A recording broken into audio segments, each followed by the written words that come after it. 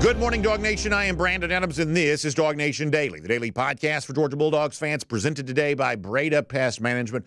Busy show, obviously the unpleasant topic of another UGA player arrest, new details on that. We need to tell you about this. I'll tell you why in a moment, why I feel like it's maybe something that you need to hear, even if you're somewhat fatigued by the subject. We'll get to that. We'll also have some fun on the football front here, too. I think this weekend's going to be very telling for not so much Georgia, at least you hope Georgia can remain drama-free again, but that the action around Georgia, I think, starts to give you a little bit of a clearer picture about exactly where Georgia might stand in relationship to the chase for the college football playoff. It's a Wednesday. That means, as has been one of our great traditions thus far this fall, the former Dawg Davin Bellamy, always entertaining. He'll be with us in the program today. We'll catch up with Mike Griffith there, too. A lot to do here today, and we are so glad to have you with us for it. It is DawgNation Daily, the daily podcast for Georgia Bulldogs fans, presented by Breda Pest Management, and it begins right now. Today's episode of DawgNation Daily is brought to you by Breda Pest Management, the official pest control of UGA Athletics. Presented by DawgNation.com, this is DawgNation Daily, the daily podcast for Georgia Bulldogs fans. Here's your host, Brandon Adams. I try to be as candid with all of you as I possibly can be, and obviously you know the truth before I even say it, but I'm going to say it out loud anyway. There is nothing fun about talking about another Georgia player arrest, especially one like what we've been told this week about the wide receiver Colbie Young, the allegations of, harm to a pregnant woman. Such a sordid story. I mean, the details of this, if true, are so problematic that no one wants to spend any more time around something like that than you have to. Now, it'll be up to the legal process, the courts, the investigators, things like that, to determine what the facts in the case are and what actually happened here. But on a football show that talks about, football players and football games, these types of football stories are just never fun to talk about. So I don't, have a problem with anybody who says, "BA, I'm just tired of this. I'm fatigued by this." This particular story, the previous stories, how maybe in some people's mind the narrative connects together. I don't fault anyone for just saying, "Man, I am just fatigued by all of this." So in light of that, let me say this. If you want to skip to the last page here for a moment, stick with me for a couple of minutes, because here's why. Stick with me for a couple of minutes. I think in the midst of a very challenging situation, in the midst of perhaps the most challenging situation that Kirby Smart will face as Georgia's football coach, I think Kirby demonstrated a pretty important leadership characteristic yesterday.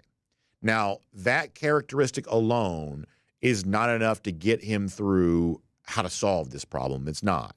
But I do think it's probably a pretty good step in the right direction. So if you can endure a couple of minutes of a topic that you're either tired of or just sort of grossed out by, if you can stick with me for a few minutes, I think we can get to at least as positive of a resolution as this story is going to have for you right now. Or let me say it better, not positive resolution, because we don't have that. We may have some better clarity about how to move forward. I think that Kirby Smart gave you a fairly strong leadership gesture yesterday. We'll kind of get to that here in a little bit. By now, you probably know some of the facts as it relates to Colbie Young, the arrest, the charge here, what essentially amounts to kind of a domestic violence situation, allegation of violence against, I guess you'll call her girlfriend of his, who also happens to be pregnant. And that just seems, as described, kind of the kind of thing that's sort of unimaginably terrible. We don't know what the facts are. All we had as of yesterday was a police report.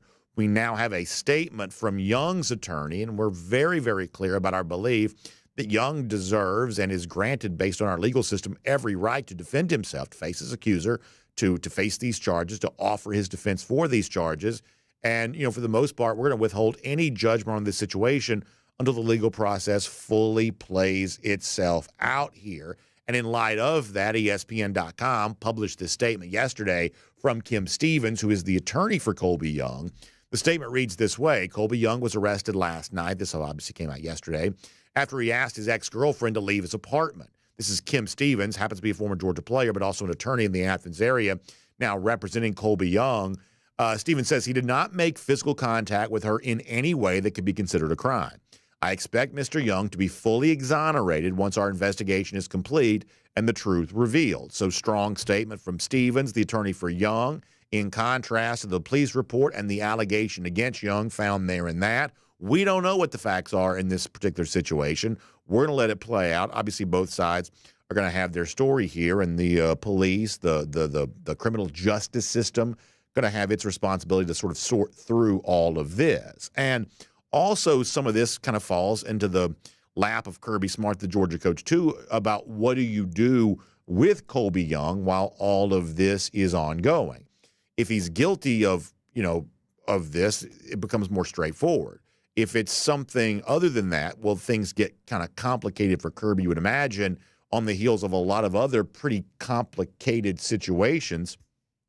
And so last night, Kirby, before he even faced any questions from the media, acknowledged the Young situation, gave the sort of statement about that you probably could have expected, and then was questioned about, okay, well, how are you trying to handle these types of things? And Smart did give us some sort of description about what the process that Georgia goes through here. A little bit longer than some clips we play, a little bit more than a minute, but I want you to hear a little bit of a back and forth with Kirby last night on the Colbie Young thing. First time to talk to reporters since all of this goes down. This is Kirby Smart. I know you guys want to know about Colbie and want to ask about it, but it's a pending legal matter, and I don't have any answers right now and have not even had a chance to talk to him yet. So I can't answer any questions about it right now. But with that, I'll open it up for you guys' questions.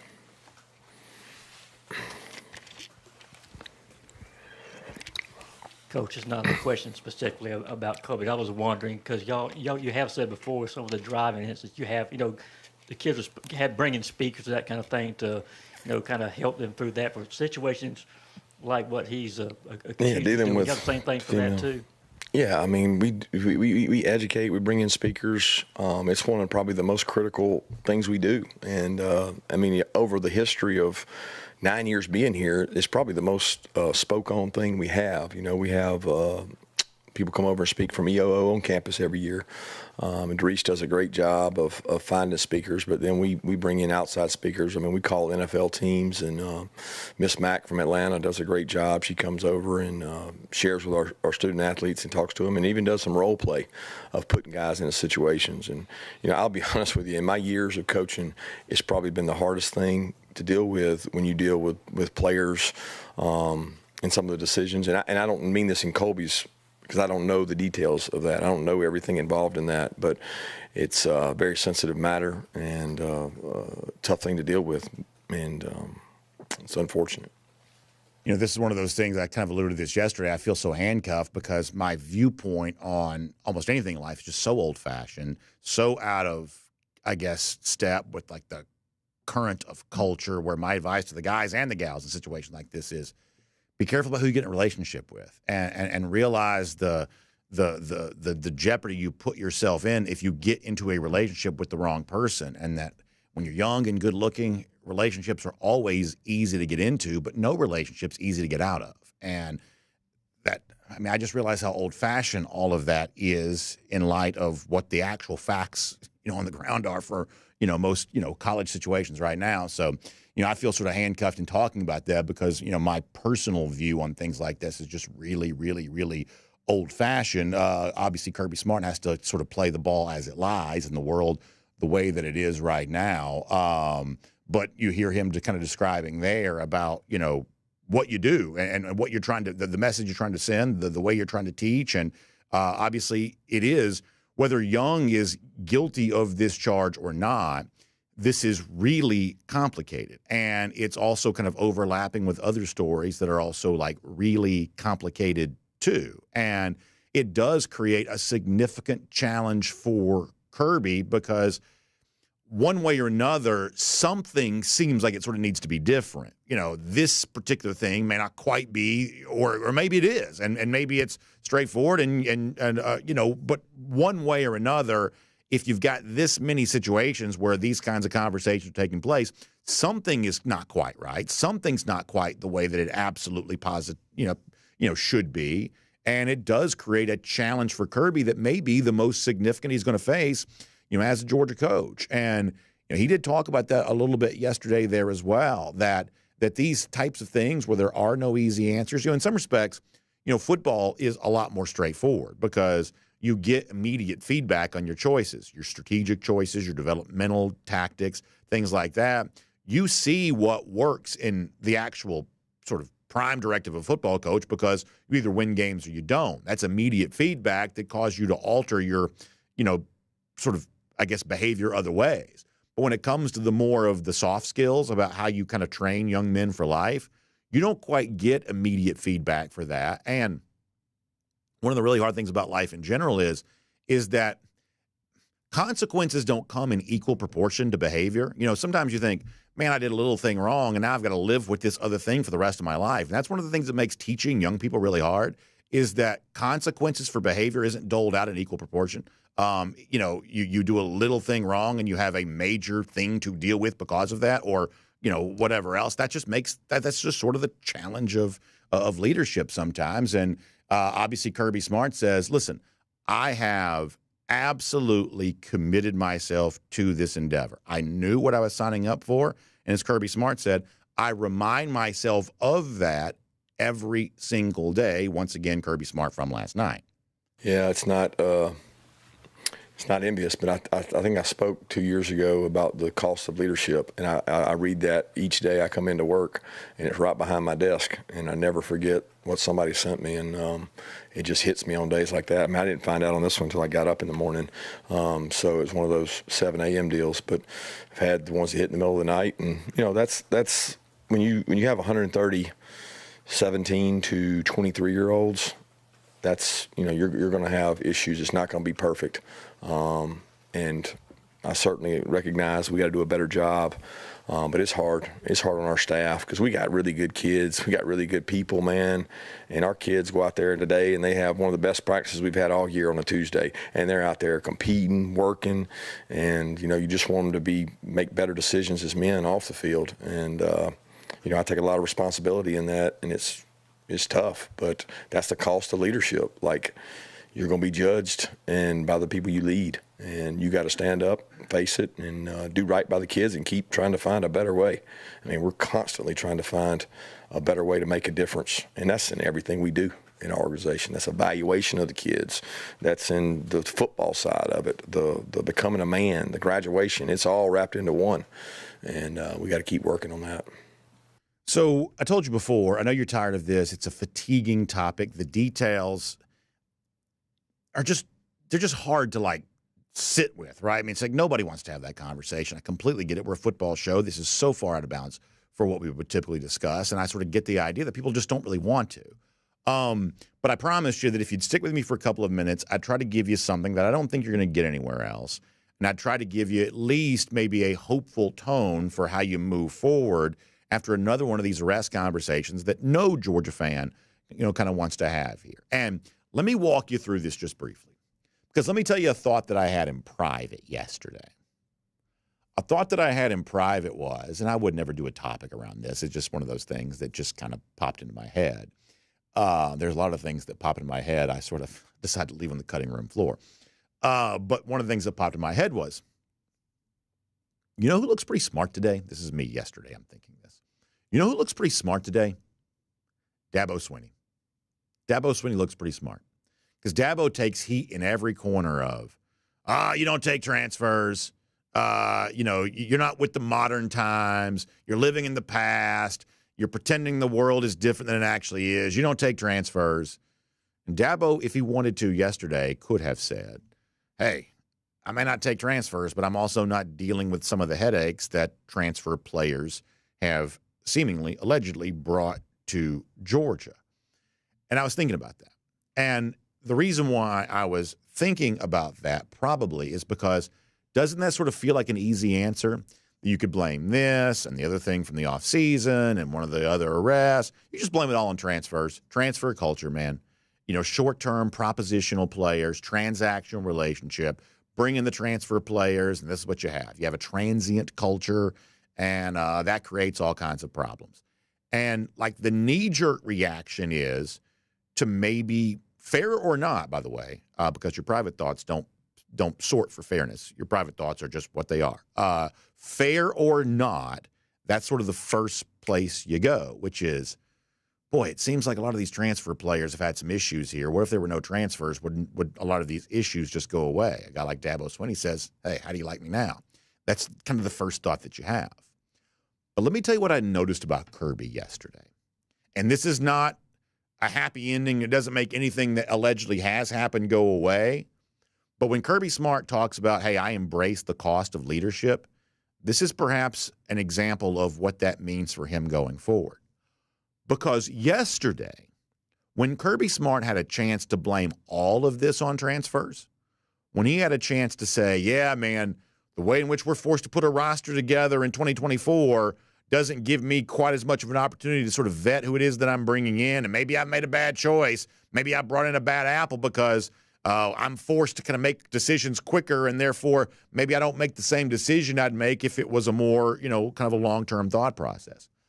In other words, Kirby Smart yesterday, on the heels of another player arrest, had a chance to sort of fall back into sort of a built-in kind of made-up excuse, ready-made, the same way in my mind perhaps I sort of gravitated towards in the immediate moment of all of this. And I did notice a very small thing yesterday, that Kirby Smart didn't do that. So he was asked, hey, how do you feel about your ability to vet guys coming out of the transfer portal?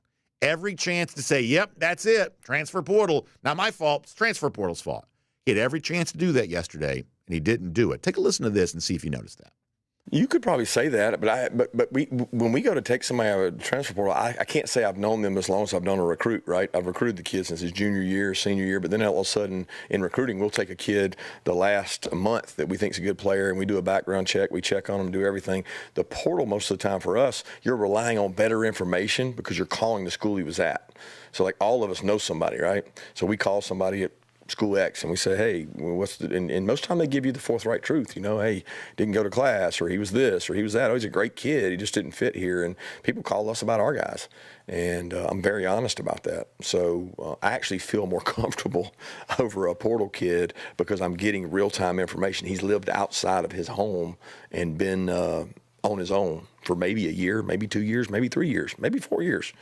But I feel like you get better information on those guys than you do sometimes on a high school kid. That means something to me. Maybe it doesn't to you, but it does to me. That sort of sounds like an element of personal responsibility here. In other words, I could scapegoat the transfer portal for some of the issues that Georgia has allegedly have, the allegations that have been leveled against Georgia players. Didn't choose to do that. Kirby says, actually, I kind of like our vetting process for the transfer portal. You can't blame that for what might have gone on here and what might have gone on in other situations. And I'm not trying to sugarcoat this. That doesn't solve whatever ongoing problem exists, and it doesn't guarantee it will be solved in the future. But that's what leadership looks like. That is taking responsibility. That's saying, hey, whatever the solution is more complicated than the knee-jerk reaction that your mind might gravitate to in the immediate moment. And I got some respect for that. I really do. I think that sounds like someone who takes this task pretty seriously. He did not take the easiest exit ramp he could find. He seems to be trying to wrestle with something more significant when it comes to whatever this is, beyond just Colbie Young, but every other player that has dealt with stuff and the rest of the roster who potentially might deal with something there in the future. So maybe you take something from that. This is one of those deals where it's a significant challenge. I think it is. It's one of those things that probably just needs to stop, because the longer it goes on, the more it runs the risk of kind of seeping into other aspects of the program. And I do think you want to be careful with that. So it's probably a serious problem. I guess the best sort of silver lining I can give you, obviously as a partisan Georgia fan the way that I am, the best sort of silver lining I can give you is it seems like Kirby Smart takes it seriously, that he's searching for a real and viable solution, not just empty rhetoric. And I know for a lot of folks here around Dog Nation, they are ready to have stories like this go away. My My name's Brandon Adams, and this is DawgNation Daily, the daily podcast for Georgia Bulldogs fans, presented today by Breda Pest Management. A little long there off the top, but glad to have you with us as a part of our program here today. No matter how you get to us across all platforms, 10 a.m. for video, radio, Athens Sports Radio 960 Rev, podcast wherever you find them, including the world-famous DawgNation.com. Happy to have you with us. Happy to have our friends at Breda Pest Management a part of the show there today, there as well. The official pest control provider of UGA Athletics. I love that. Let me tell you what I also love. A lot of you know I like to do high school football on a Friday night. We got a great game coming up this Friday night on the Peachtree Sports Network. Gainesville and Milton, what a game that's going to be. But the point is our friends from Breda Pest Management also go with us for our high school football there as well. You know why? Because they are deeply entrenched in our community. They're sports fans. Matt's a huge sports fan. He's in our comment section all the time. Going back and forth with dog fans and, giving some grief to these non-Georgia fans. Always having fun doing all that kind of stuff. And they love supporting our local schools, our local high school teams. They just love the things that make Georgia a great place, the Atlanta area, the Athens community a great place. That's one of the reasons why they're the official pest control provider of UGA Athletics. And here's the other thing. They recognize now that, listen, times are sometimes tough when it comes to your money, your finances, and anything you can do to save yourself money, well, that's what you want to do. That's where our friends at Breda Pest Management do a great thing for you, because when you make the switch to Breda for your termite protection, for instance, they're going to put more money back in your pocket just for making that decision. So please find them online. It's bredapest.com. Let me spell it for you. BREDA, bredapest.com for a lot more on that. Make the switch to Breda, put more money back in your pocket simply for making that decision. And when you're sitting in Sanford Stadium on Saturday making a bunch of noise the way the Kirby wants you to, look around that venue and realize that same termite company that's protecting Sanford Stadium can protect your home there as well. Online, bredapest.com. BREDA. bredapest.com for more on that. All right, we got Mike Griffith here coming up in just a little bit. We've also got the former dog, Davin Bellamy, coming up before we're all said and done there as well. Kind of get into the football conversation, which is obviously what you come here for. And in light of that, let's also keep that going right now as we go around the doghouse, presented today by our friends at Georgia Farm Bureau. So I am, as a way to kind of get us back on the topic at hand, going to sort of drag a familiar villain into the program here, someone that a lot of Georgia fans don't like. They perceive her not to like Georgia very much. I honestly don't know if that's true or not. I don't really think that much about what she has to say. But I do know that she's a little bit of an easy target from time to time for some Georgia fans. So Heather Dinich, the ESPN, I guess she's like this college football playoff reporter. She's also on Get Up. I think that some of the stuff we see on Get Up from a college football perspective sort of represents the worst of ESPN, frankly, and I won't be explaining that further. But the point is she was on there this week. Paul Feinbaum was on there. They were talking about the Alabama loss, and somehow Dinich, who a lot of people perceive not to be very pro-Georgia, used Alabama losing to Vanderbilt as a way of somehow, sort of sticking it to UGA, I guess. I don't even really know what Georgia has to do with all of this. But the quote got some attention. I wanted to read it to you because I actually think it's probably kind of important to think about from another respect here, because I do think this weekend's going to be pretty important for Georgia and its overall pecking order. I saw this. I couldn't find the clip, but I saw our friends at On3 wrote about it. Headline says, Heather Dinich reveals how Vanderbilt upset affects Alabama and Georgia's college football playoff bids. What does Alabama suffering an embarrassing loss have to do with Georgia? But nonetheless, this is what Dinich says on ESPN as transcribed by our friends at On3. When you're in that selection committee room, Dinich says, head-to-head results matter tremendously, as long as their records are the same. I would be shocked if they dropped Alabama below Georgia as long as their records are the same. That could prevent them from sinking too far, at least at this point. She goes on to say, the biggest question right now is what to do with Alabama, which is very complex character. They have one of the worst losses in the country to Vanderbilt, but they still have the best win in the country against Georgia. Now, I think that's interesting. So Dinich says Alabama's got the best win in the country, therefore they're better off than Georgia. They'll be ranked ahead of Georgia by the College Football Playoff Selection Committee. I think, and my reason for sort of bringing the quote into the show is I think that's sort of a nebulous point. I think that's the kind of thing that you just sort of do if you want to, I don't know, further whatever your agenda's sort of been against Georgia. Some people seem to think she has one. I honestly don't know her, so I couldn't tell you if she does or doesn't. But some people have said that before. But I think it's important to know, and this is what really matters here, is we don't know where Alabama or Georgia are going to be ranked when the first committee ranking comes out, because it doesn't come out for another month. It's like the first, week in November is the first committee ranking. And here's what's important to point out. That Alabama, Georgia, Bama losing to Vanderbilt, Bama beating Georgia seems really significant right now because thus far in the season, there really isn't all that much that's happened yet in college football. But over the course of the next few weeks, including this upcoming Saturday, we're going to talk more in a moment about the major games on tap for this weekend. But when you look at what's about to happen, we're about to learn a lot more about college football. Not necessarily so much about Georgia, but the teams that would sort of be populated around Georgia. And at that point in time, the whole point of, well, what does this result tell us about UGA? We're about to get a lot more about that kind of stuff moving forward to the future. In fact, let me give you this just for a moment. You know, some of you care about like sort of the math nerd analytics. Some of you don't. You have every right to sort of feel however you want to there on that. But if you are familiar with the ESPN Football Power Index, they call this the FPI. That's what that stands for. And if you look at one of the metrics they chart, which is known as strength of record, this is who you played, how you played against those teams, and how the sort of typical college football team could be expected to perform in that situation, which I couldn't tell you the formula for this. I'm not smart enough to do so, but I'm at least smart enough to hopefully describe it accurately. I believe I probably have. The point is that Georgia's actually third in strength of record. In other words, you know, Georgia has not been playing the relatively weak schedule that Texas has been playing, or the relatively weak schedule that Ohio State's been playing, or the relatively weak schedule that, like, say, Oregon's been playing.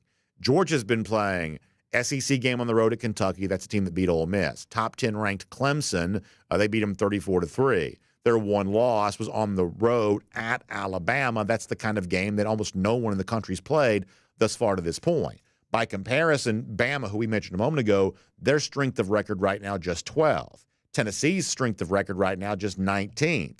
Outside of the SEC, Ohio State's strength of record right now just 10th, and Texas is 8th. In other words, these teams that we sort of think of right now as somewhat legitimate championship contenders, for the most part, they've been playing a far easier schedule than what Georgia's been playing. Now, as the season continues, the Georgia schedule remains tough, but at least to a degree, the other schedules are about to get tougher. In other words, it seems like Georgia's been relatively unspectacular for the most part this year. That's mostly because people have forgotten what it did against Clemson to begin the season, and they sort of forget the fact that Georgia has almost exclusively been playing Power 4 conference opponents, where a lot of other teams have been playing a lot more kind of outside the major conference level of competition here thus far. So a lot of Georgia fans have some angst right now because, as Heather Dinich said, they think their team is still inferior to Alabama, or they think their team is incomplete and imperfect in its pursuit of a national championship. But tune into college football on Saturday and tune into college football over the course of the next few weeks and watch the blemishes start to show up for some of these other teams in the country. That will happen. Now, Georgia's still got tough competition. Maybe it doesn't withstand the weight of the schedule it's about to play. But the other schedules for the other top teams, Alabama included, is about to get tougher.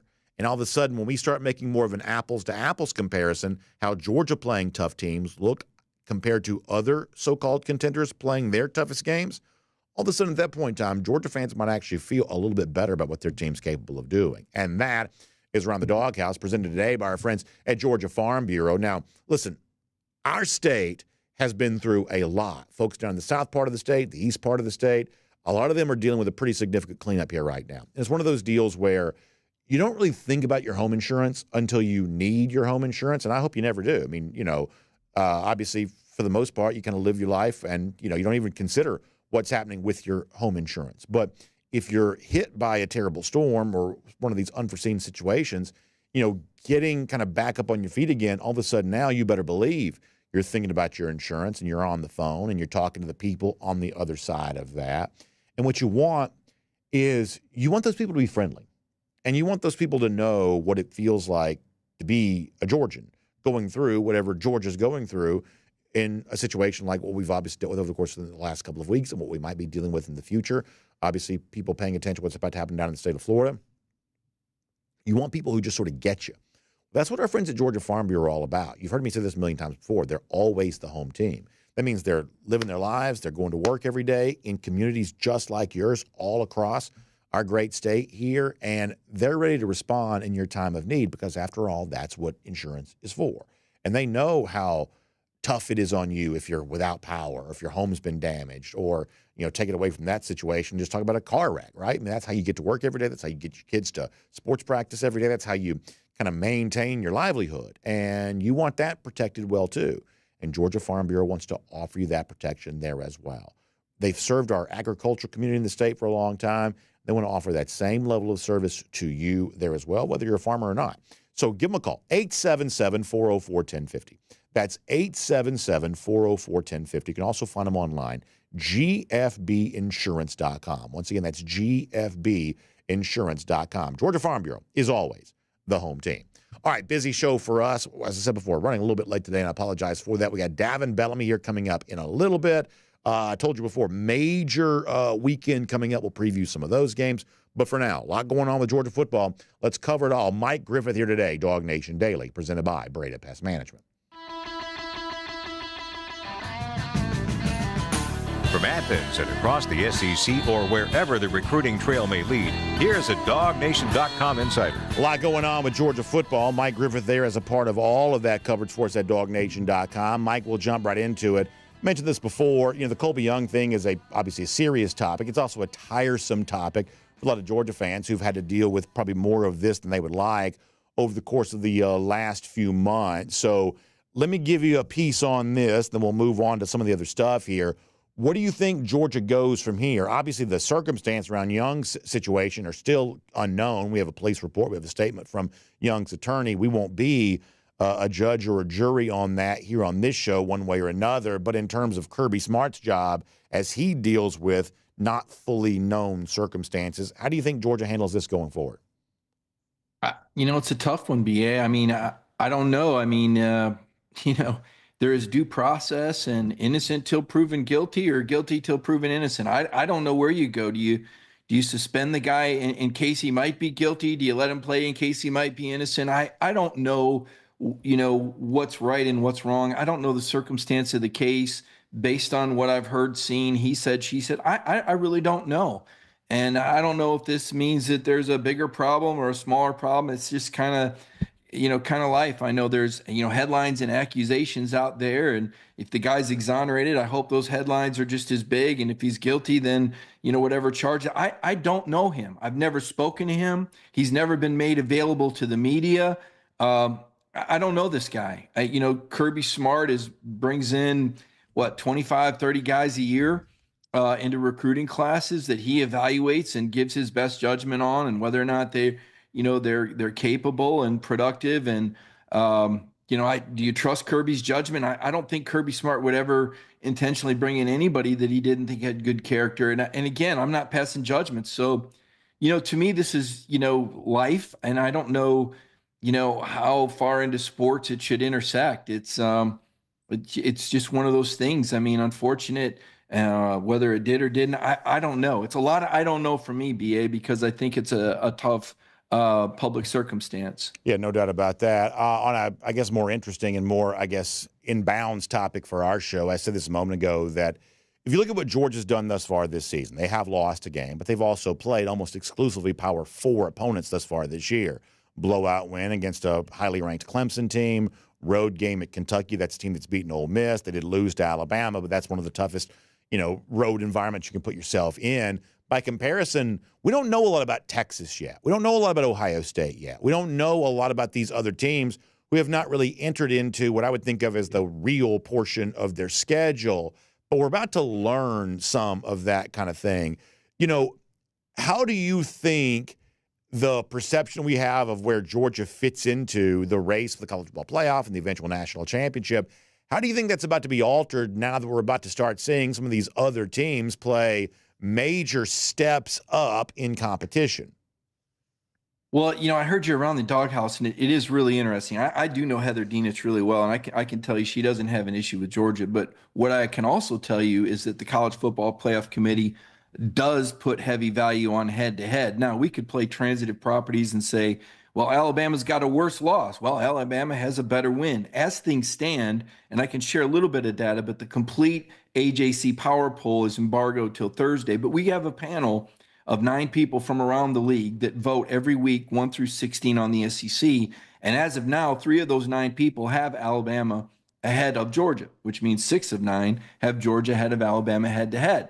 The interesting part, which I think really plays into what you're saying, is there's so much unknown. There's only 2 teams, Brandon, that are rated the same throughout the conference and all the panels. Everybody agrees Texas is number 1, and everybody agrees Mississippi State is number 16.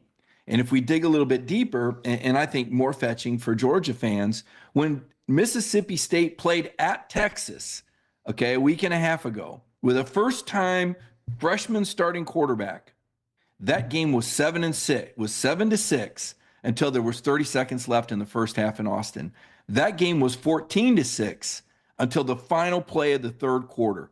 We're talking about the number 1 team in the country playing the worst team in the SEC, and only 1 score separates them until the end of the third quarter. And if that's not evidence of parity, I don't know what is. So from a week-to-week basis, if I look at Georgia's resume, they played Clemson, they dominated the second half. The first half, it was 6-0. Their most impressive SEC win is against the Kentucky team that's currently ranked, looks like, again, I'm embargoing all the results, but I'll share this with you, 11th in the SEC. That's their best win. Yeah. Auburn currently 15. Mississippi State will be 16. So we'll find out about Georgia. We'll find out about Alabama. We'll find out about Ole Miss. And what's really interesting is from week to week, it can change. Kentucky goes on the road and beats Ole Miss. Ole Miss goes to South Carolina, beats the heck out of South Carolina. South Carolina went to Kentucky and beat Kentucky. So transitive properties are out the window. I think until November, maybe mid-November, maybe then we'll have an idea. But I think we're still learning which teams are going to be the best, who's going to do the best job of coaching up the bottom of the roster. We're seeing Kirby do a lot of that right now, and which program is going to grow and avoid the injury bug. But right now, it's all speculative. It's so hard to know who's what and where, and honestly, probably doesn't really matter. Yeah, I mean, the point that I made is I think that Georgia fans are hyper aware of Georgia's flaws, and they're obviously present. We could list them here right now, but some of the other blemishes on the other teams are a little bit more unknown because we haven't really seen those teams tested as of yet, but we're about to. Oregon, Ohio State's a real football game. Texas in a rivalry game against Oklahoma, that's a real football game. Oklahoma beat them a year ago, even if the Sooners aren't particularly great right now. They clearly seem to raise their level when they get a chance to play Texas. We're about to learn a little bit more about these teams that we would likely compare Georgia to. We learned about Tennessee. Alabama, Tennessee as well.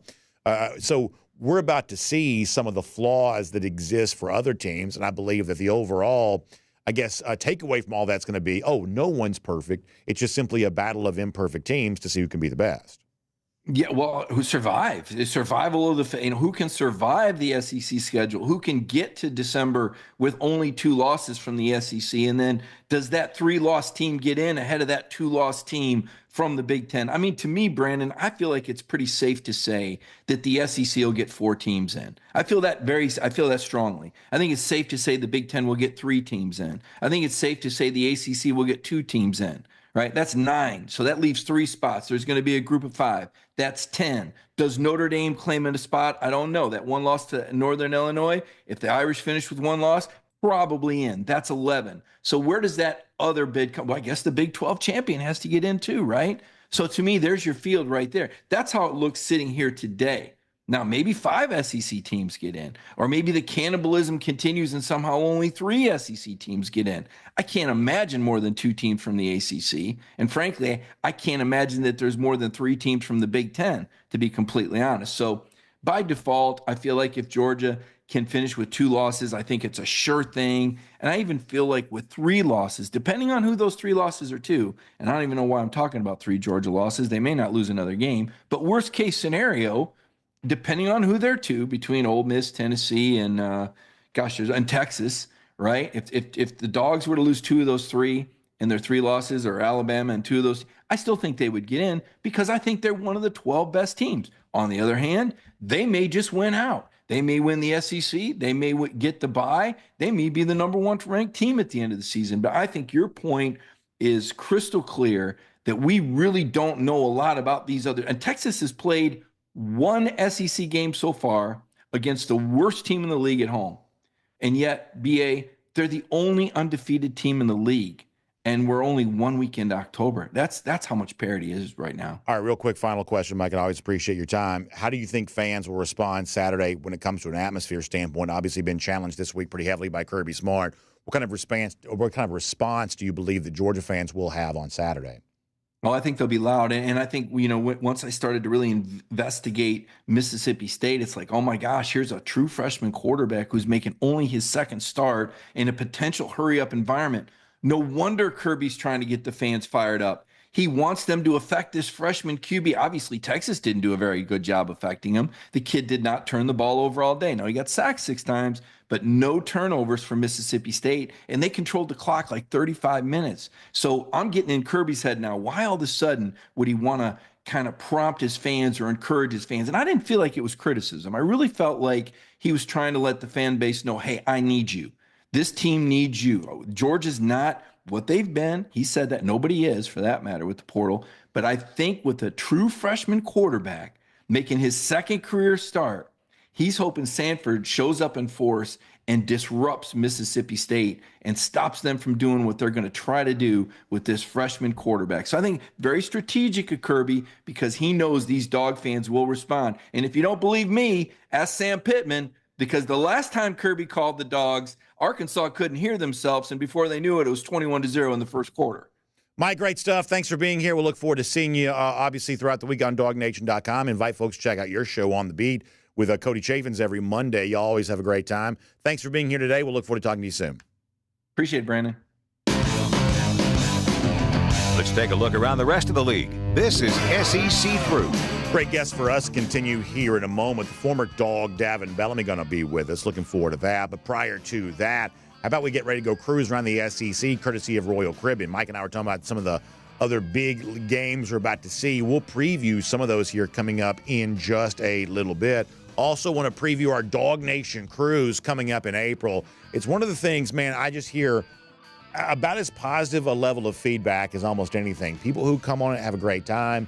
People look forward to the chance of maybe one day getting the opportunity to come. And here's what I'm here to tell you, is that the best time to ever be on a Dog Nation cruise is here in 2025 because we're going to be on board Utopia of the Seas. It's a ship that I love because of all the things there are to do. The entertainment options, the water slides, just the way to make just the unbelievable experience. And, when you're out there on that pool deck, you see the lime and the coconut, that's the poolside bar. It's like 2 levels. They have the view bar there, which is a little bit like the coolest rooftop bar you've ever seen, but instead of like looking over downtown, it's like looking over the ocean. It's gorgeous. You got plenty of hot tubs. You got the cantilevered hot tubs that sort of stick out over the side of the ship. There are just so many fun things to do on board a ship like Utopia of the Seas, and Royal Caribbean has really kind of put their best foot forward with this great ship. So Jessica Slater's a travel agent, specially selected for us by Royal Caribbean. She can tell you all about it. You can give her a call, 770-718-9147. That's 770-718-9147. You can also email her, jslater@dreamvacations.com. And she can tell you everything you need to know about how you can get yourself on our Dog Nation cruise coming up in April. So today is sort of a weird day because I guess it's Nashville, I believe. Officials connected to the SEC. You're supposed to be meeting with officials connected to the Big Ten. Some sort of attempt at collaboration between these two super leagues, if you want to call them. But in addition to that, Ross Dellinger, who's probably the national reporter we respect more than any other, he seems to be the most about the actual news and news that's relevant to the average fan, not these sort of navel-gazing, side shows that some of the other national reporters seem to fall in line with. Dellinger, for the most part, is pretty good, we would say. And so he's reported this week about another, truly super league emerging here, where, once again, this sort of group of investors getting together, I believe, in this case, talking about some former Disney execs, with the idea of, hey, we'll take the 30 biggest programs and we'll throw them all in a, kind of a league together, which really obviously sounds a lot like the NFL. will infuse them with like billions of dollars in cash. And so therefore, all of the problems, the imposed chaos this sport has endured lawfare in recent years, from the House settlement and the, legislation that kind of led to some of the professionalization, things like that. All of a sudden, you got all the money you want to pay for all that kind of stuff, and you can just rake cash going forward. There's no downside. It's all positive. It's all great. So I would suspect that, much like the previous sort of Super League stuff that's come out here, you're going to see pretty significant pushback to this from the current power structure in college athletics, because this would be them relinquishing that power to somebody else. Obviously, they don't want to do that. But my only point here for right now is I want you to notice something. Please just notice how much we talk about the future of college athletics, and it always seems to get smaller. Have you noticed that? Smaller number of teams playing at the major level. In some cases, smaller number of players having the chance to play college football. And I know they've expanded the scholarships recently, but the truth is, while Georgia may expand its roster, UAB is not going to have 105 scholarship players. They can't afford to pay for 105 scholarships. And go talk to high school football players, I do all the time. They're having a hard time finding scholarship opportunities because the group of 5 teams, the FCS teams, are almost exclusively transfer-laden now. And that means that scholarships that used to go to high school players just not happening. They're having to choose a different level of the sport if they want to keep playing at all. The sport's getting smaller, and it may be getting more lucrative for the very best teams at the very top of it all, and that may continue. Maybe it's a bubble that never bursts. But overall, for the average program, the average player, maybe even the average fan, the sport is getting smaller. You got to be really, really careful with that, because when you have a weekend like we just had, there's nothing more enjoyable than college football. And I just think it's a sport that's going to be protected at all costs. And I'm not quite so sure the leadership that's in place right now is really taking those cautions to protect it, especially when they think they have a chance to make some money by taking some risks. We'll see about that. I'll also quickly say this. Jaheim Oatis is an Alabama defensive lineman. He has gone to the transfer portal. This is one of those things that seems like a pretty big headline. Maybe a school like Georgia might be interested in him in the future. Maybe they will be. I don't know. But it's also one of those things of, after the Vanderbilt loss, is this an example of cracks in the foundation for the Bama program? Fair to point out that Oatis wasn't playing a ton, didn't play very much against Georgia, for instance. But for an Alabama team that had some issues defensively against the Commodores, the fact that a player like this, who would certainly have plenty of value outside Tuscaloosa, the fact that he doesn't quite see his value in Tuscaloosa, it's at least a little bit eyebrow-raising. Perhaps that's the case. We'll make that cruising around the SEC, courtesy of Royal Caribbean. Also, for our folks back there, I know we wanted to kind of sort of preview some games. Let me do this. Let me talk to Davin Bellamy here, and then I'll come back and talk about some of these other games here before we get ready to wrap up the show. We'll have Davin Bellamy on. And before I bring on Davin, let me also remind you of this. Talking about great Dog Nation get-togethers and a chance to have some fun. How about the Dog Nation Invasion coming up 2 weekends from now? We got Mississippi State this weekend, and the next weekend we're all going out to Texas. I talked to a great Georgia fan yesterday, a good friend of mine. He's excited about Dog Nation Invasion, excited about having people there in Austin for all of that. We want you to be a part of it. So if you go to DawgNation.com/tailgate, you can learn how you can get one of these exclusive Dog Nation Invasion t-shirts, how you can be a part of the big Friday night pregame party, the tailgate there on Saturday, food, drink, everything included in that. If you need a travel package, if you need, a place to stay, our friends at Atlanta Sports Trips, they got you covered on that. This year, as you know, our Dog Nation Invasion events are powered by the folks at Atlanta Sports Trips. So we want to see you in Austin coming up next weekend. Still some limited space to do this. I'm talking about everything is limited because it's a hot property here right now. DawgNation.com tailgate to find out more about that. And without further ado, let's bring on the great former Dog, one of my favorite guys to talk to during the week. It's Davin Bellamy here today on DawgNation Daily, presented by Breda Pest Management. Davin, we appreciate your time. Thank you so much for being here. Hope you're doing well here today. Brandon, like always, man, glad to be here, man. So one of the hot topics this week, I was just talking to Mike Griffith about this a moment ago. Kirby Smart sort of challenges the fans, hey, want you guys to make more noise. He didn't love the environment for the Auburn game, kind of called him out there for that. As a player yourself, you obviously played the game with a lot of energy. We can go back to the highlights. You're always kind of gesturing to the fans or, kind of celebrating in your way, the ice in the vein, things like that. You're great about stuff like that. So as a player yourself, how much did you feed off the crowd, and how much would you assume that kind of all players get extra energy from that home crowd? You know what, Brandon? I don't think the fans give themselves enough credit. Fans go a lot into the W's, and the L's. And especially speaking from the defensive side of the ball, as a pass rusher, fans help me do my job to the best of my ability. When that crowd is rocking and the team we're playing can't go on, okay, it's on hike 1 or hike 2, they have to go on a silent count. The offensive lineman can't really, realize if it's on 1, it's on 2, it's just when a hand is clapped. And that's in my defense because I'm watching the ball and he's watching the other things to make sure, the ball is hiked. So I definitely don't think the fans give themselves enough credit. And when we talk about the Bama game, one thing I kept talking about was this is the first time that this game wasn't played at a neutral site. Yeah. All the Alabama games that I can remember, they weren't particularly loud because it's so split 50-50.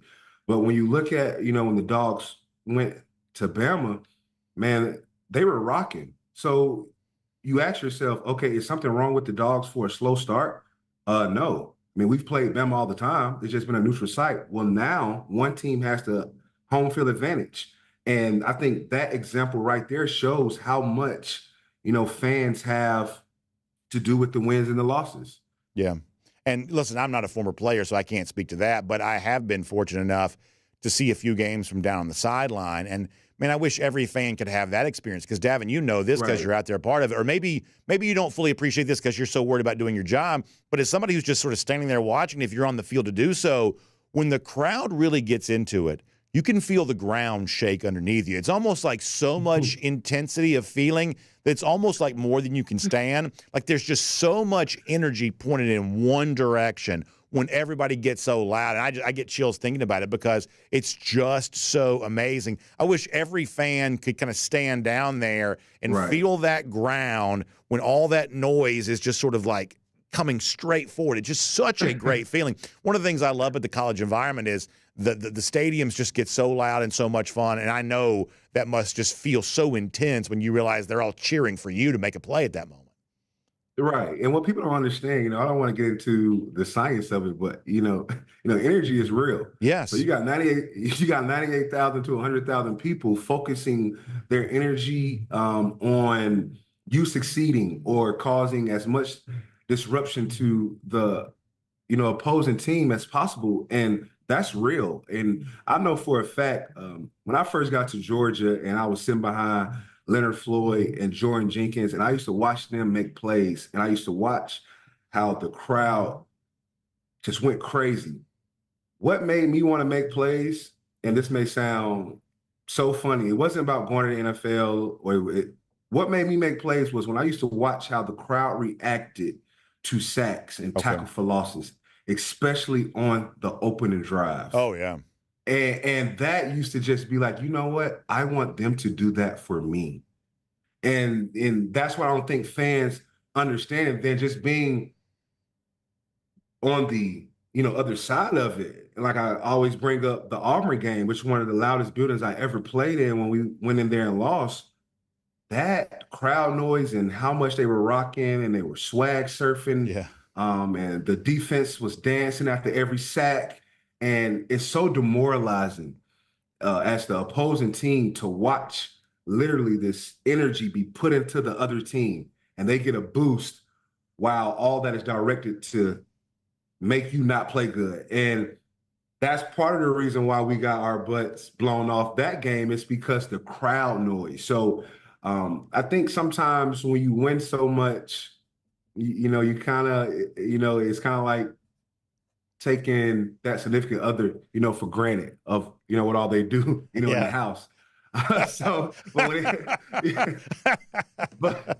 at the end of the day, man, Georgia, we have one of the best fan bases and stadiums to where every game it should be rocking. So I definitely think we're dealing with a little bit of, the spoiledness of the winning and, trying to be the Georgia of the old. I understand that. I want to ask you about a couple of Georgia players here for a moment. Guys that I think are kind of really coming to their own here right now.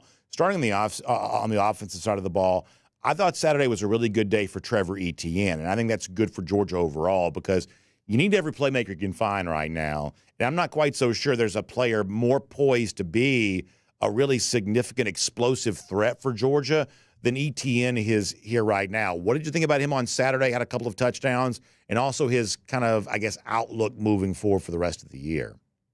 Right. The first, couple weeks, man, I'm kind of hard to please. And this is not being tough on him, but it just goes to what my eyes have seen physically. And from freshman year to the last year I left, I saw, like I said, the Todd Gurley's of the world, Keith Marshall, Nick Chubb, DeAndre Swift, Sonny Michel. So, my expectation for a Georgia running back is very high.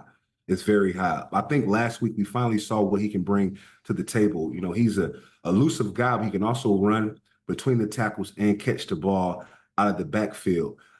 Besides, I say last year, Georgia offense is always built around that star running back. They're always the big man on campus, and, that's just the Georgia way.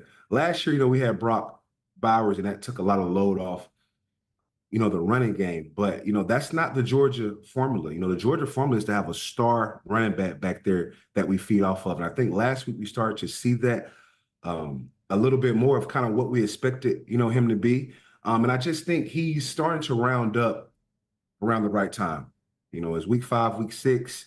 We're getting to the thickness of the schedule, and this is where we're going to need him to play his best football. But I was impressed with what I seen last week, but I have a high standard, very high standard when it comes to running backs, because my 5 years there, all I saw was literally greatness, just greatness. No, that makes a lot of sense for sure. And you also have a high standard on the defensive side there as well. And look, I told you before, I'm not a former player, so I always listen very closely to what people who know it more than me say. And one of the things that Kirby Smart has said before, which I always find to be really interesting, is that 3-4 defensive end is a unique position and sometimes maybe one of the harder positions to fill because of the body type, the skill set that's required to play it. And obviously Georgia's had some great ones, guys like Trayvon Walker come to mind. But Tyrion Ingram-Dawkins right now seems like he's also really coming into his own at a good time. Had a couple of sacks on Saturday. And just given what Kirby has said about that position before, if TID really is kind of playing this way here right now, then how much of a potential lift does that give to the Georgia defense? It's definitely a big lift, but that's what I expect. I expect, with guys like Brinson and McHale being out, for our second string guys to step up. And like we've always been taught, there's no such thing as second string and third string. When you're playing, you're a starter. I mean, at 6'5", 280, that Georgia defensive end position is very tricky to recruit because, he has the body of a Ledbetter to me. He doesn't have the body of a Lorenzo Carter or a Leonard Floyd or George Jenkins or myself. We're kind of more on the outside, but that 3-4 defensive end has to be long, and he has that with the 6'5" length and also sturdy enough to play the double teams and play the run game. Us, we didn't have to really kind of focus on the double team. So just even going out and recruiting a 6'5", 280 player that's physical enough and athletic enough to play that position is already tough in his own. I kind of have I relate to his story a lot because, he's a guy that, similar to mine, we had to wait our turn. Yeah. And like I said, with the injuries to Brinson week 1 and, McHale, that's the Georgia ways. It's the next guy up, and I can kind of, think about the time when the first time I played a really big game was the time when Jordan Jenkins pulled his groin during the pregame, and it was my time to go out there, and we never looked back. So I definitely like his story because it relates to mine a lot. But I mean, he's a great football player, and at 6'5", 280, he has the NFL size, the NFL length. He plays to run tremendously. He got 3 sacks in 2 weeks, like 3, tackle for losses. And when you start talking about sacks and tackle for losses, now we're talking about getting the offense behind the chains, and that just affects the whole dynamic of the success of the team. I just think, he's doing a very great job of taking the reps that he's gotten through the injury of our star players, and he's making the best out of it. But that's the Georgia way, man. Like I said, he reminds me of a Ledbetter with that body type, and we're always going to have somebody in the corner waiting that feels like they should be starting. Yeah. So when that time comes, they're going to go. And this is a top-rated recruit, coming out that just is behind guys because of injury. So let's not get it twisted. He got his time to shine, and he's shining. I love that. I think that's really well said. Let me finish with this. Last weekend was so much fun for me. I love college football. When Vanderbilt beats Alabama, I just think that's really fun. Obviously I don't like Bama, but it's kind of more about just, man, it's a sport where crazy stuff happens. Then I got a chance to go home. I watched Arkansas beat Tennessee. I was thrilled by that there as well. And so as a college football fan, that stuff is just entertaining for me. But at the same time, I think it's also kind of a reminder for those of us who want the best for Georgia.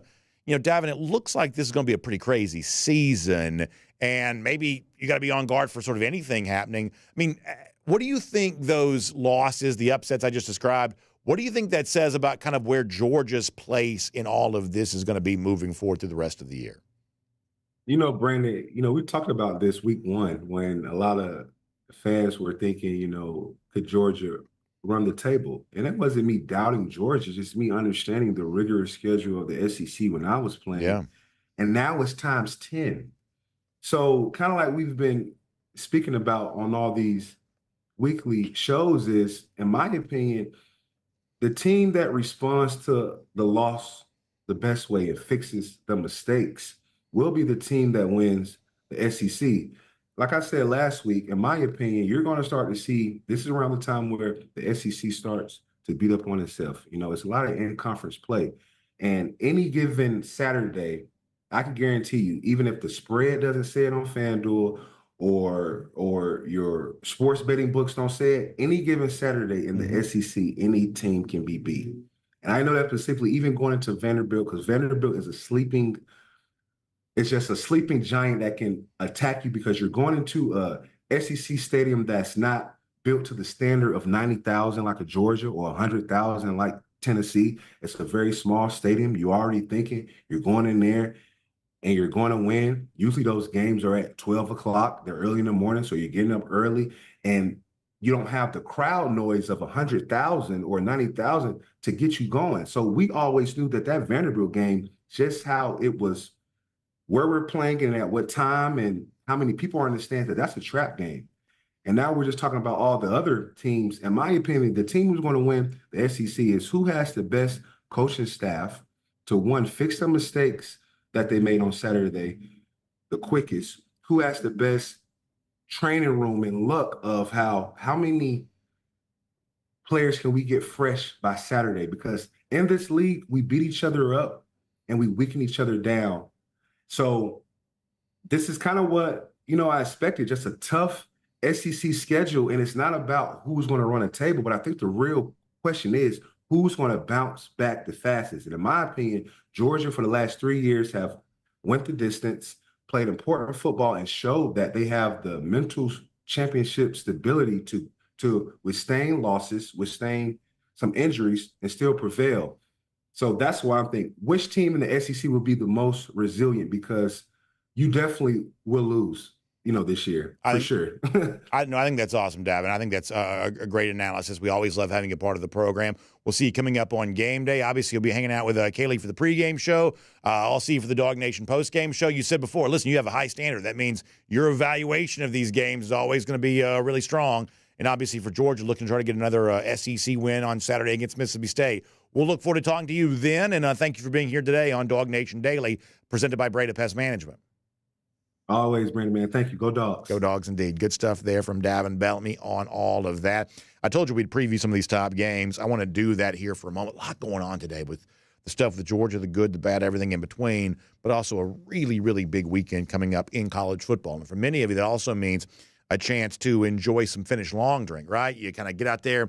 Everybody's got, if you notice this now, that everybody's kind of got like the outdoor living space. That's just such a popular thing now where you're kind of hanging out, you're enjoying that. Well, when you're doing that, watch some games this weekend, you can enjoy some Finnish long drink here too. And I'm telling you, as you're watching this video on the screen here right now, if you are watching on video, going back to last week, we had a chance to be at the Iron Horse Golf Club with our buddy Bill, who won our contest to sip and swing with the Finnish long drink. Man, how good does that long drink look getting poured in that glass right there? That's the traditional. That's the blue can. First of all, the blue can just looks sharp. The peach looks amazing right next to the outdoor fire pit. I told you, when you're kind of hanging out doing your outdoor living space type stuff, this Finnish long drink goes great with it. So please make sure you find them online at thelongdrink.com. And as you're settling in and watching some of these games here this weekend. A lot to discuss around the world of college football here. The Red River, look, I told you earlier I'm old-fashioned. I still call it the Red River Shootout. I guess it's the Red River Rivalry now or something like that. That's a little too alliterative for me. I can't quite say that. It'll be the Red River Shootout until the day I die, I reckon, for me. But State Fair in Dallas, Texas, and Oklahoma. And this is one of those deals where you sort of sometimes say, hey, throw the record out when a rivalry game takes place. In this particular situation, that really is true. We've seen underdogs win here before. Oklahoma beat Texas a year ago, and that was a Texas team that I thought was pretty good.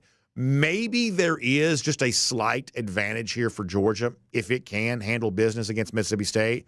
The fact that Texas may have to expend more of itself beating Oklahoma, even a not great Oklahoma team, maybe that's the case. But this is the kind we've frankly been waiting for Texas to sort of play something of note here in the 2024 season. And no, a road trip to Michigan does not count given the sloppy operation the Wolverines have become. This is Texas' sort of real entrance into the SEC. Their first, or I should say into the 2024 season, their entrance to the SEC came against Mississippi State the other day. And as Mike Griffith told you, they weren't perfect in that spot in that particular game. So we'll be watching that closely. I think that Florida and Tennessee is a really interesting game. Because, A, if you're about my age, and listen, I grew up hating Florida and Tennessee, but, I mean, if we're kids of the 90s, we're lying if we don't say the world sort of stopped back then when it was like Peyton Manning against Danny Werfel, when it was Florida versus Tennessee. A lot of good Tennessee teams had trouble against Florida. And what's funny is all these years later, that still continues. Tennessee lost to Florida last year, and that Florida team was horrible, and they're perhaps not that much better this year too, but they did beat UCF last week. And, that was probably more of an accomplishment than maybe at one point in time Florida fans thought that it might be. And they have kind of had Tennessee's number, multiple coaches, multiple eras. Florida has a tendency to play better against Tennessee than almost anybody else. Tennessee's a pretty big favorite at home on Saturday. I'm assuming that Tennessee kind of gets back to it. But to continue the theme of the more we see about these teams, the more we kind of realize their blemishes. Y'all, for everything that Tennessee's supposed to be with Josh Heupel at offense and the bonus baby at quarterback, Nico Iamaleava, they're not that good on that side of the ball. This is not Hendon Hooker 2022 right now. And this is not that great collection of receivers right now. This is a team that is pretty good defensively, but they could not score enough points in Fayetteville last Saturday to make that the even somewhat comfortable win the way that it was supposed to be. I'm not telling you that Florida's going to win this game, but I think this is a little bit of a, are we really sure about Tennessee type situation? This particular Saturday might be an example of that. Magnolia Bowl is on Saturday too. Ole Miss and LSU. I think this is kind of just sort of a good game. Pretty good rivalry, probably a better rivalry than sometimes it's given credit for. That should be a lot of fun. And of course, the big one outside the SEC is Ohio State and Oregon. I think quietly, Oregon's probably been among the more disappointing teams in the country, and Ohio State's played no one. So we'll at least get a chance to find out something about those two particular teams on Saturday. So we'll have some fun with all of that as we kind of get to the weekend here. Some big games there on tap. Also, one more shout-out to give you before we say goodbye here today about our friends at Daytona Beach. I'm so happy about having them as a part of the show here. I told you before, I grew up going to Daytona essentially every summer. I was going to Daytona Beach. And if you've never been before, or if you haven't been in a long time, it's a great time to go back to it. 23 miles of shoreline, like really, really great beaches and great hotels and restaurants to go along with all of that. Plus, the fall is a great time to go. It's kind of comfortable, not quite as hot, and you can experience the best that Daytona has to offer. The beach, of course, but like the outdoor activities around the beach, too. A great place to go fishing, for instance. You got the surfing. Like, it really is. I mean, at one point in time, it's like sort of the surfing capital on the Atlantic side of the country. I believe that's probably still true. I'm sure that it is. Fishing, kayaking, everything else. You see the Ponce Inlet Lighthouse there. I've been there a million times. Love all of that. And you can fly directly to Daytona Beach there at Daytona International Airport. That's always really good, too. So good deals out there right now, accommodations and everything else, delicious restaurants. Check out DaytonaBeach.com/hotel deals for more on this. It's DaytonaBeach.com/hotel deals for more on that. So I reckon they're just all long shows now. It's kind of been a week's worth of that. We'll see if we can tighten it up for tomorrow. But nonetheless, we're glad to have you with us. I hope you'll check out tonight, Before the Hedge is presented by Kroger.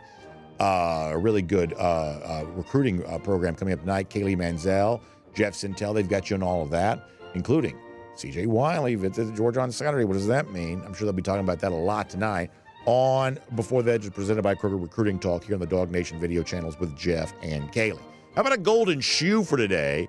Our buddy Robin, who calls himself Bark-a-Lot, become very prolific in his golden shoe wins. He's another one of these guys who's gotten really good at like the AI, I guess.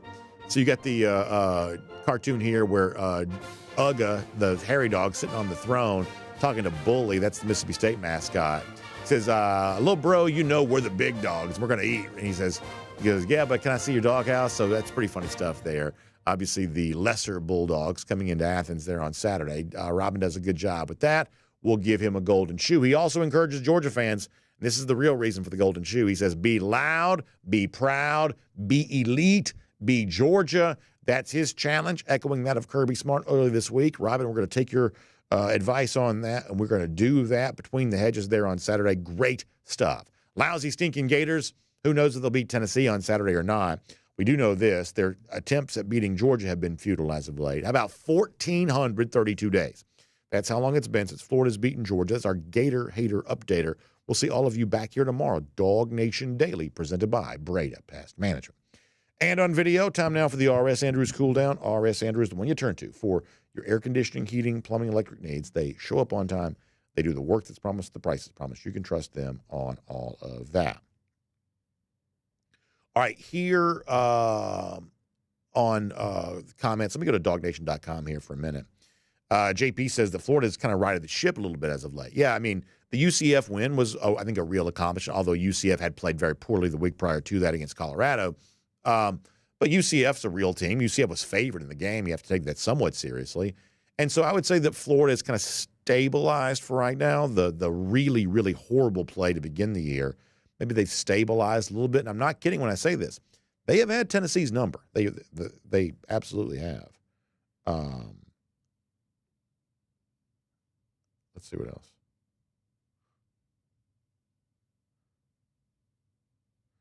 Andrew Sisson says that leadership is about accountability, not blame. Kudos to Kirby Smart. Yeah, I thought that his statement was the right statement yesterday. You know, the fact that he didn't take the easy answer, excuse on, well, these transfer kids. Here's the other thing, too. It's like, and listen, not everybody agrees with this. And I totally understand this. I totally get there's perhaps an additional valid point of view other than my own. But here's what I'm going to tell you. That the easiest thing to do anytime somebody gets in trouble is, man, I'm going to lob them off. I'm going to cut them off. I'm going to kick them off the team, and I'm going to leave them to fend for themselves because I can't be caught in guilt by association. It's the easiest thing to do. It's the immediate response to bad PR. But there is an element of leadership, I believe, where you have to have a little bit of a tolerance for bad PR. You just do. Leading well requires not being led by whatever the public relations narrative of the moment is. And if you're a really good leader, you have to sometimes be okay with guilt by association. I think you do. Not everybody's going to agree with that. I totally get that. People want the bad headlines connected to Georgia football to go away, and I think they probably should. I totally get that. But it would be so easy for anybody who gets in trouble for Kirby Smart to say, oh, you know what? I don't want people to say bad things about me, so let me sever my ties to you so you don't reflect poorly on me. But is that doing right by your kids if you do it that way? Now, if you find out facts and they are proven and they are verified, then at that point in time, you probably do need to move on if someone does truly demonstrate themselves to be a bad apple. But, you know, prior to that, I told you before, take Georgia football out of it. I want Tennessee, hated rival to Georgia. I want them to kick off players off their team as a last resort. I don't want to take football from players. I really don't, unless you absolutely have to, unless it's obvious that it's unavoidable. I'm not one of these guys that goes around, like, remember back in the 90s, there were so many, like, dorks in the media back then, early 2000s, and they were like, you know, Fulmer Cup this and counting arrests and doing all that kind of stuff. I'm just not into that. Y'all, we've been doing this show for 10 years. We've never had a hard time coming up with things to talk about. And we've never made a big deal about, oh, did you hear about so-and-so from so-and-so school that got arrested, whatever else. We've never done that. I shouldn't say I don't care, but I have a lot of things I care about to the point where sometimes I just don't fixate on that type of thing for these other programs. We don't do that. We never really have. So it'd be easy for someone like me, who is obviously a very pro-Georgia person, I don't dispute that if I don't come down like super heavy-handed on a situation like this of kick him off the team before you even find out the facts, well, that comes across as a level of bias or of ulterior motive, or, well, of course this person would think that. He's not very sophisticated. He wears, partisan attire on the program. That's not something that, sophisticated types would perhaps do. But we're also fairly consistent across the board on this. We're just not that into like heavy-handed judge, jury, executioner stuff. Now, if Young did what he's accused of doing, that's terrible, and he probably should go to jail. Forget kicked off football team. He should go to jail if he's guilty of what he's accused of doing. But he's going to get his day in court to answer for all that. His attorney says he's innocent, and we'll find out if that's exactly what the legal proceedings are like. But nonetheless, challenging situation for Kirby.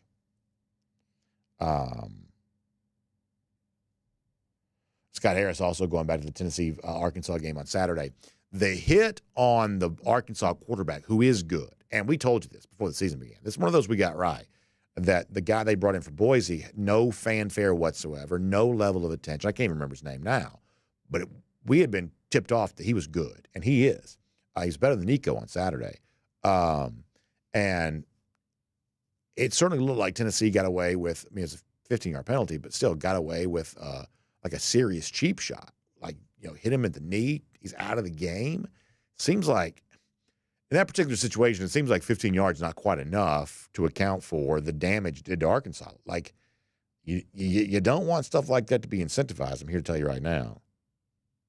Yard Dog says, I'm glad that Kirby Smart doesn't bend to the immediate reaction of the moment. Yeah, I do too.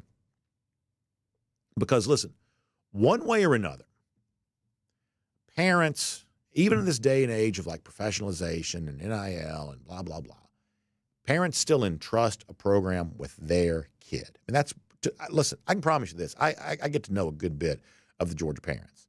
And some of them I get to know pretty well. I don't care how big these guys are. I don't care how strong they are. I don't care how rich they become. If you ever get a chance to see this with your own eyes, you'll understand how true this is. I don't care what these guys look like, what they act like, whatever. These parents view those players as their kids, the same way I view my kids. They see them as their kids. And when they go to Georgia, they're entrusting their kids to Kirby Smart. So, how you handle them in a challenging situation does reflect on your leadership in a different way. What you do to sort of stand up against wrongdoing, that matters. And in this particular situation, Kirby's going to be judged on that. How quickly you turn your back on one of your own to save face in light of a challenging situation, you're going to be judged on that too. Let's see what else. Let me go to DawgNation YouTube for a moment. Gary Roach says cheap shot like that should be considered targeting. Yeah, at the very least, right? Because I think most players will tell you they'd rather be targeted than hit in the knee. I don't know what should, in my mind, I'm thinking, what should be done here? Because, I'm not trying to make too much of it, but it was clearly a low hit, clearly very late, and the dude got hurt because of it. Most targeting things don't result in injury. Some of them can be very serious, but most of them don't. Whereas if you hit a guy like that in the knee, it's usually going to result in some sort of injury. It's almost like in this particular case, I'm not sure what I think should happen to him, but in this particular case, it doesn't seem like a targeting charge even goes far enough. I just don't know.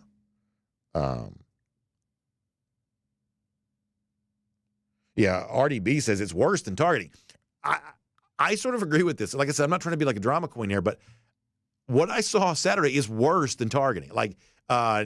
99 times out of 100, it seems like some of these targeting calls are a little Mickey Mouse. But that was really serious. And I'm not going to say the Tennessee guy, like, intended to injure him, but gosh, I mean, what if somebody didn't know anything about football and you just sat them down and watched that play? What would they think about that?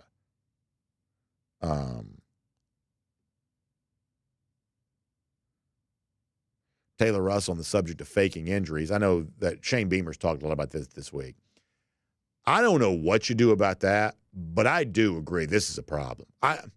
Ole Miss apparently was doing it a ton. I didn't get to see a lot of that game, but Ole Miss was doing it a ton on Saturday, and they do it all the time.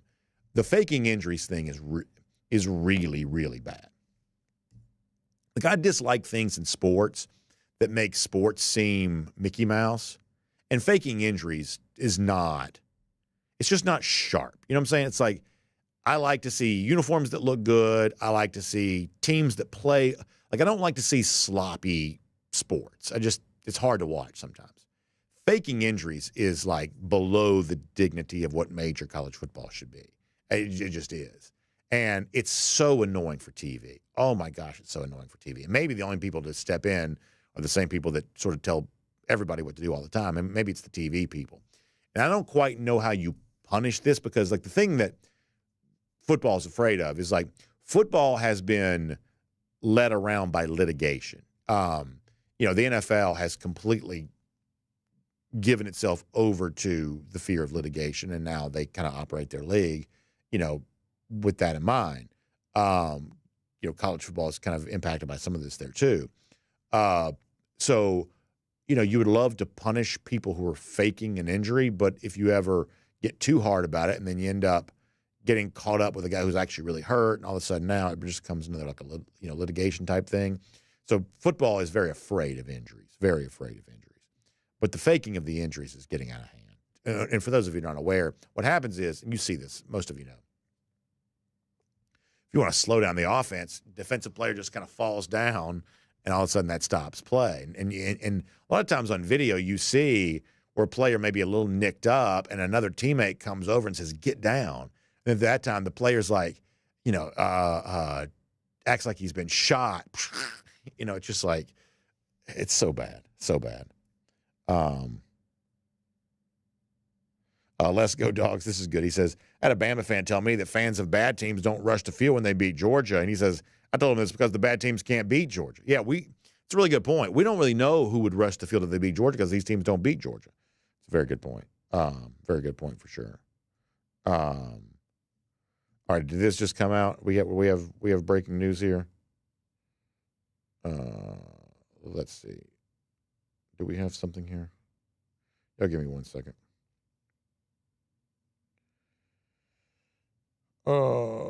Okay, yeah, so it looks like, is this coming out? Yep. All right, so Colbie Young has been suspended by Georgia football here. So let's read the report. Okay, there you go. Thank you very much. So Georgia coach Kirby Smart provided an update on transfer wide receiver Colbie Young as the Georgia coach. So this is every Wednesday there's an SEC teleconference where the coaches speak to all the media. As of last night, Smart had not spoken to Young. Today he has. He says, I got to speak to him this morning. He's been suspended indefinitely until his legal matter is resolved. We want to be responsible in decision-making on and off the field. So there you go. So there you go. Young suspended indefinitely. Legal process going to play out there for him on that. And obviously we'll let that take place here. So Smart announcing during the SEC teleconference that Colbie Young is suspended. Thank you to, was it Casey? Who was the one that put that in the chat? I might have missed that if you hadn't done that. So thank you.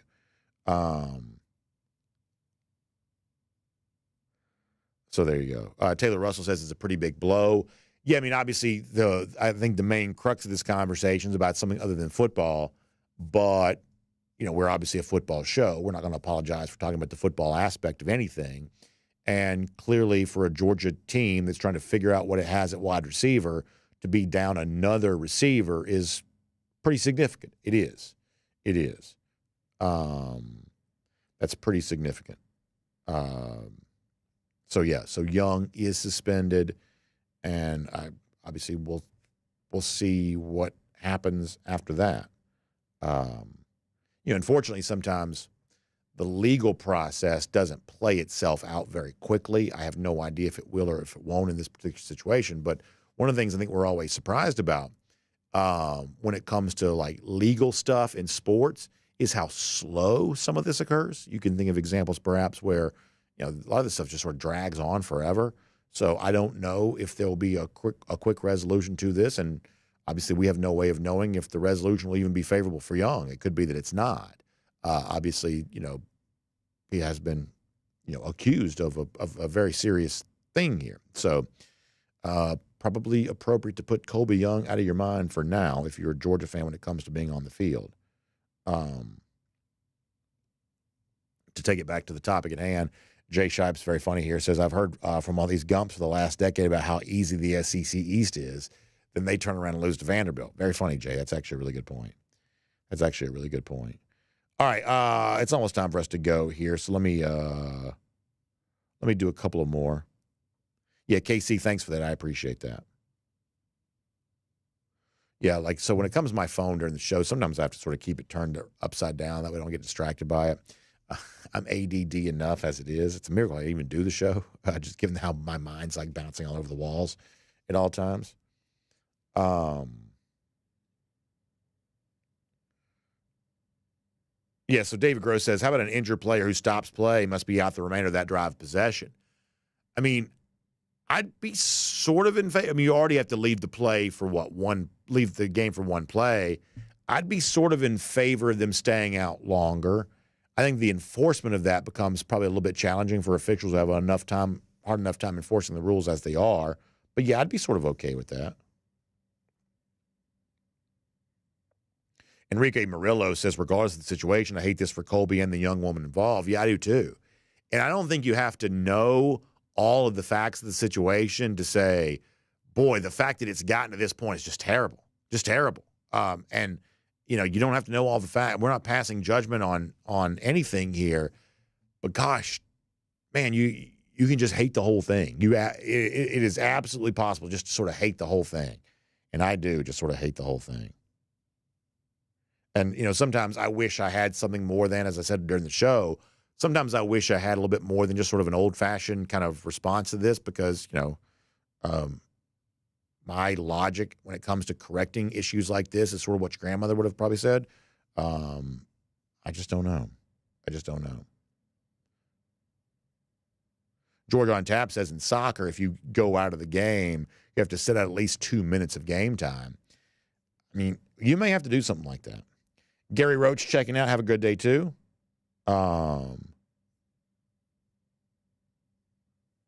See, the problem with like the faking injuries thing is that you're putting a lot of pressure on officials to make judgment calls when they're just not good at judgment calls. In other words, this guy's faking an injury, or this guy, left with injury, can't come back in. Like these guys have a hard enough time administering the game as it is, but you're going to have to do something. I mean, and like the solutions we're hearing, whether it be the rest of the possession, 2 minutes, whatever else, you're just going to have to do some of that. Georgia on Tap also remembers Notre Dame doing a lot of that in Athens. Yeah, it's funny. Like, if you're trying to slow down the pace of 2019 Georgia, then, like, at that point in time, we've completely lost the plot. Al Chandler says, my parents always said, choose your friends wisely, lifelong wisdom. Yeah. I mean, for in any kind of situation like that, it's really both sides. It's like, you've got to be very careful about who you let get close to you. You just do. And when you're a good-looking college kid or a college-age kid, people are going to want to get close to you. They're going to want to be close to you. I don't know. Let me just not talk.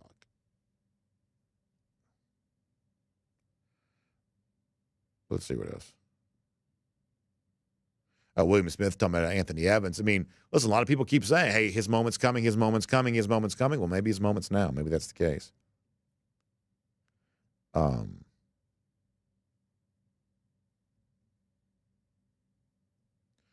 Karen Castile Unger, if I pronounce your name correctly, says you're running out of people to step up. I mean, it is just a fact that Georgia's getting thinner at that position, no doubt about it. And some of these, to make matters worse, are kind of self-inflicted issues, but that's true.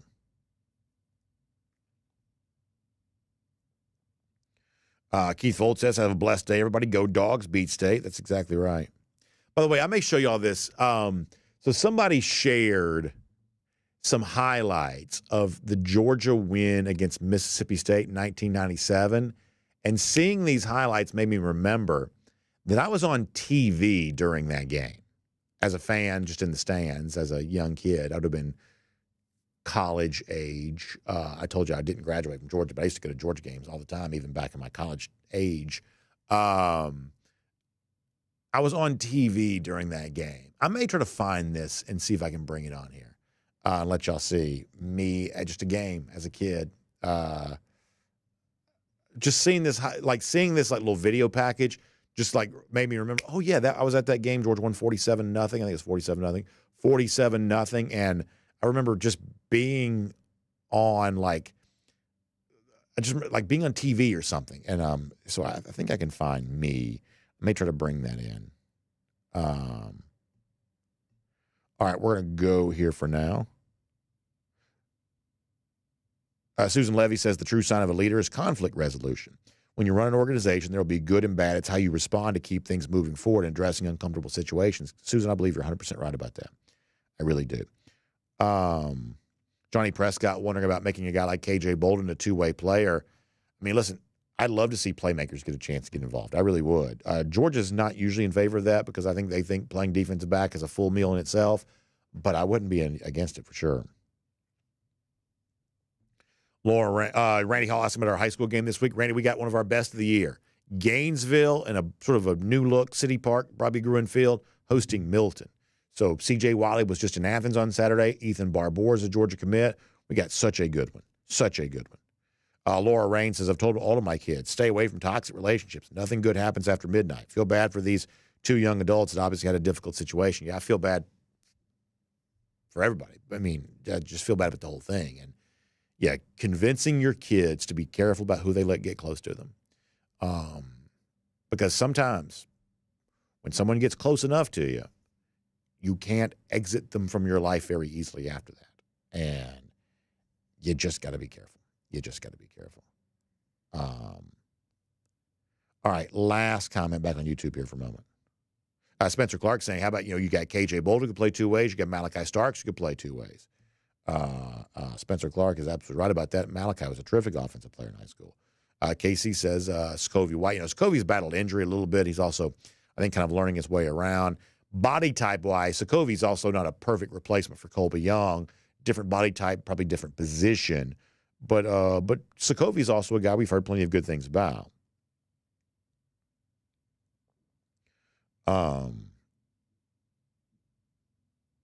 right, let us go. Good stuff. Y'all check out RS Andrews online, rsandrews.com for your air conditioning, heating, plumbing, and electric needs. They show up on time. They do the work that's promised, the price is promised. You can trust them on all of that today. And don't forget, Friday coming up, Go with the Flow presented by RS Andrews. I kind of rattled through some of the big games here coming up. You want the official picks on all the big games from a point spread perspective. We'll give that to you on Friday. Go with the Flow presented by RS Andrews. And see you back here tomorrow. DawgNation Daily presented by Breda Pest Management. We'll look forward to talking to you then.